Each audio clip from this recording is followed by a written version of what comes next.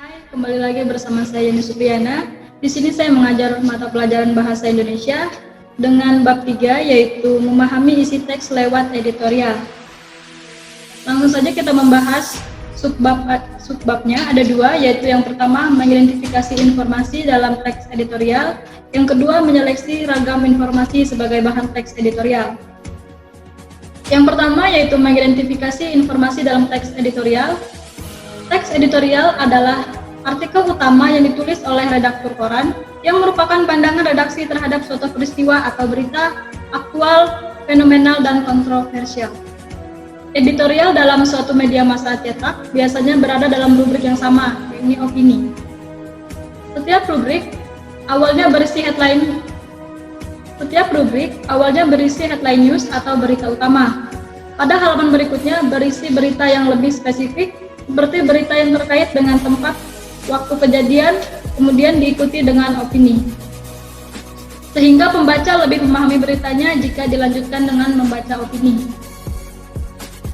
Pembahasan yang dibahas dalam teks editorial adalah permasalahan yang berkaitan dengan peristiwa yang sedang hangat diperbincangkan.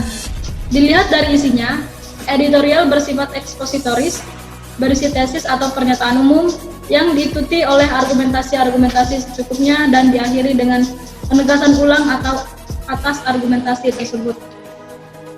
Yang kedua yaitu membedakan fakta dan opini dalam teks editorial. Fakta adalah hal, keadaan, peristiwa yang merupakan kenyataan atau sesuatu yang benar-benar terjadi. Oleh karena itu, fakta sulit terbantahkan karena dapat dilihat, didengar, dan diketahui oleh banyak pihak yang disertai dengan bukti. Selain fakta, teks editorial juga menyajikan opini redaktur. Jika fakta tidak dapat dibantah, opini justru sebaliknya masih bisa diperdebatkan. Karena dalam menanggapi suatu objek peristiwa yang sama, akan timbul berbagai pendapat dari berbagai pihak. Opini yang dimaksud yaitu berupa penilaian, kritik, prediksi atau dugaan, harapan, dan saran penyelesaian suatu masalah. Yang B yaitu menyeleksi ragam informasi sebagai bahan teks editorial. Yang pertama yaitu menentukan isu aktual dari berbagai media informasi. Berita yang aktual biasanya tidak hanya diulas oleh satu media, tetapi oleh banyak media dengan publikasi berulang-ulang seperti pada surat kabar, televisi, radio, maupun internet.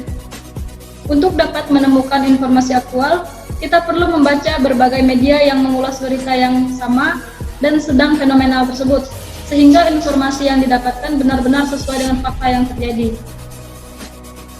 Yang kedua yaitu menyampaikan pendapat disertai dengan argumen pendukung. Mengidentifikasi isu yang dilakukan menjadi dasar redaktur untuk menulis teks editorial atau opini dalam bentuk artikel bagi pengamat.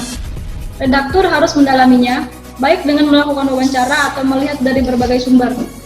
Sudut pandang yang dapat digunakan seperti sudut pandang ekonomi, sosial, psikologi, dan politik. Berdasarkan sudut pandang tersebut dapat dikemukakan kelebihan dan kekurangannya. Kemudian penulis juga dapat memberikan kesimpulan dan saran sebagai argumentasi. Paparan ini yang kemudian disebut dengan pendapat.